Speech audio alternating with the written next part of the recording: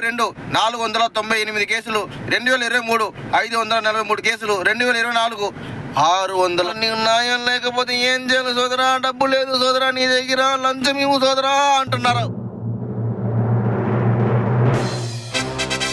ఇప్పుడు నేను చేసేది ఎవరికైనా మనోభావాలు దెబ్బతిన్నా నాకు లెక్కలేదు. నేను చేయాలనుకుంటున్నాను, నేను చేస్తున్నాను. ఎందుకంటే నేను వాస్తవాలు మాత్రమే చెప్పాలనుకుంటున్నాను. కాబట్టి ఈరోజు పరిస్థితి ఎలా ఉందంటే, నెలకి ఒకసారి వచ్చే పింఛనులో కూడా పింఛన్ ఇచ్చేటప్పుడు కూడా ఏదో ఏమయ్యా నువ్వు పింఛన్ తీసుకున్నావు, నాకు ఒక 50-100 ఇచ్చే టీ ఖర్చులకి, దాంట్లో కూడా లంచం తీసుకుంటారు సార్. ఒక పెద్ద ఆయన వాళ్ళ ఇంట్లో ఉండే వాళ్ళు ఆయనకి సరిగ్గా అన్నం పెట్టకపోవచ్చు, సరిగ్గా నీళ్ళు ఇవ్వకపోవచ్చు, మొత్తం ఎక్సైజ్ చాలా ఉంటాయి.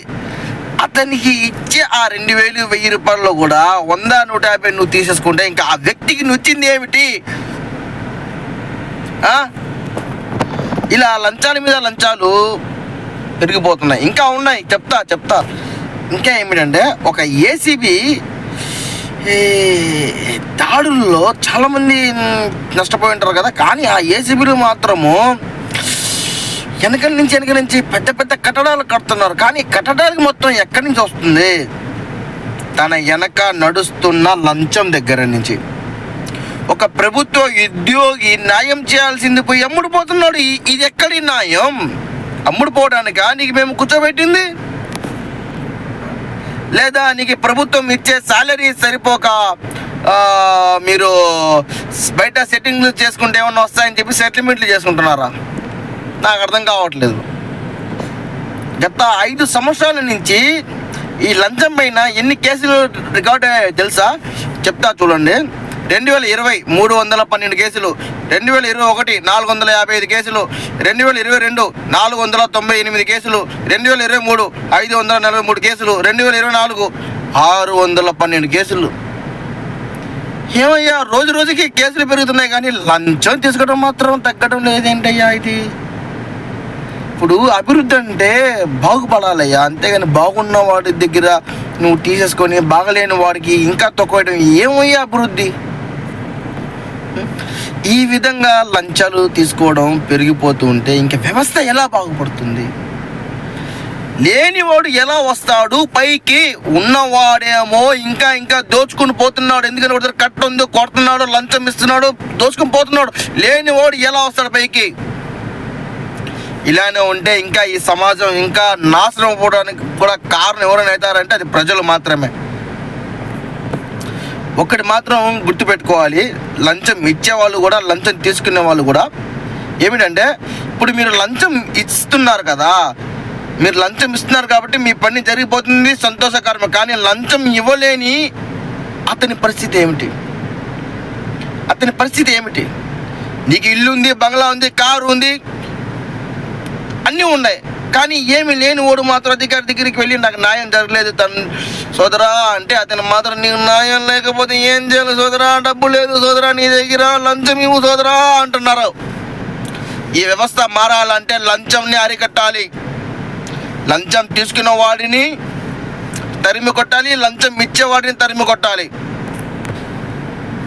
లంచం అంటే కేవలం డబ్బు కాదయ్యా, ఒక మనిషి జీవితాన్ని నాశనం చేస్తున్న ఒక పెద్ద నేరం కిందకి వస్తుంది. పాపం అయ్యట్లేదంటే అయ్యా మీకు, లేదంటే అవినీతి తిని అలవాటైపోయిందా? లంచం ఇవ్వలేని వాళ్ళు ఎవరు తెలుసా అయ్యా? ఒక పేదవాడు, ఒక రోగి, ఒక విద్యార్థి, ఆఖరికి ఏదైనా ఒక స్కూల్లో బాగా చదువుకున్నాడు ఒక పేదవాడి పిల్లోడు, ఆ పిల్లోడికి ఒక స్కూల్లో సీటు కావాలన్నా కానీ దానికి గవర్నమెంట్ స్కూల్ కూడా లంచం అడుగుతారంటే లంచం లేనిదే మంచం ఎక్కలేరా మీరు? ఇంకా మీరు ఇలానే వెళ్ళిపోతూ ఉంటే ఇంకా ఈ సమాజం బాగుపడదో, మన దేశం అభివృద్ధి చెందదో. ఇచ్చేవాడు ఇస్తూ ఉంటాడు, తీసుకున్నవాడు జోబులో పెట్టుకుంటూ ఉంటాడు, వెనకాల నుంచి కట్టుకుంటూ ఉంటాడు. ఓడికేమో కడుపు నిండుద్ది, లేనివాడేమో బాయ్. నాకు విషయం చెప్తానయ్యా, లంచాన్ని తిప్పి ఇంకో పదాన్ని పలకచ్చు, అది బూతుగా ఉంటుంది, అది చాలా చండాలంగా ఉంటుంది. కాబట్టి నేను చెప్పేది ఏమిటంటే, లంచాన్ని ఆపండి. యువత మేలుకో, ముందుకు రా. లంచం అడిగేవాడికి అంతు చూడు, లంచం ఇచ్చేవాడి అంతు చూడు. ఈరోజు నువ్వే నిలబడాలి. నువ్వు నిలబడుకుంటేనే నీ దేశం నీ వైపు ఉంటుంది. గుర్తుపెట్టుకోండి. ఏదైనా ఒక చిన్న తప్పు జరిగితే దాన్ని వాట్సాప్లో గ్రూపులలో షేర్ చేస్తారు. షేర్ చేసి అయ్యో ఇది జరిగింది, అది జరిగింది, ఇది జరిగింది అంటారు. కానీ అది జరిగేటట్టు చేసింది ఎవరు? మనం కాదా? మనమందరమే కదా చేసాము. ఇప్పుడు దాన్ని ఆపాలంటే అదే వాట్సాప్లో దిగి ఏ వ్యక్తి అయితే లంచం అడుగుతున్నాడో ఆ వ్యక్తిని దొంగతనంగా ఫోటో తీసుకోవచ్చు, వీడియో తీసుకోవచ్చు, మొత్తం ప్రతి ఒక్కటి. టెక్నాలజీ ఎక్కడ ఉంది తెలుసా? చాలా దూరం ఉంది టెక్నాలజీ. ప్రతి ఒక్కరు చదువుకొని ఉన్నారు. చదువుకునే వాళ్ళు ఎందుకయ్యా? బర్రెలు మేపుకునే పిల్లోడు కూడా ఈరోజు టెక్నాలజీ వాడుతున్నాడు. ఓపెన్ చేసాం, ఇన్స్టాగ్రామ్ ఓపెన్ చేసాం, వీడియో చేసాం. అంతే ఇది కూడా.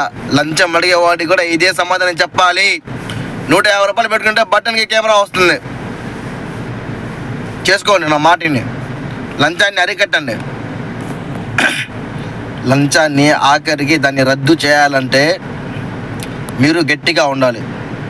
లంచం అడిగే వాడికి చెప్పాలి, మేము లంచం ఇయ్యము, మేము ఎందుకు లంచం ఇవ్వాలి, మీకు జీతాలు ఇవ్వట్లేదా అని అడగాలి. ఓకేనా? కొంతమంది మగవారు ఉన్నారు, బైక్లో ఎక్కడైనా ప్రయాణం చేసినప్పుడు వారికి పోలీసు వాళ్ళు ఆపి కేసు రాస్తూ ఉంటారు. అలాంటప్పుడు ఏం జరుగుతుందంటే, కేసు రాయమంటావా లేదంటే ఒక 100 కొట్టిపోతావా అంటారు పోలీసు అతను. కానీ ఇతను అయ్యో సార్ కేసు వద్దు సార్, నాకు 100 కట్టండి సార్ అంటాడు. 100 కొడతాడు. ఎందుకు తెలుసా? ఇతను కనుక ఆ 100 ఇవ్వకపోతే అతని పైన ఏ ఒక 1000 రూపాయలు వేస్తాడేమో కేసు అని చిన్న చెప్పి అనుకుంటున్న భయం. ఎందుకంటే అధికారం అతని చేతిలో ఉంది. అధికారం ఆ పోలీస్ ఆఫీసర్ చేతిలో ఉంది కాబట్టి అతను 1000 రూపాయలు రాసేస్తాడు. నా శక్తి ఎంత? 100 రూపాయలే కదా, నేను ఇచ్చేస్తాను 100 రూపాయలు, నేను వెళ్ళిపోతాను.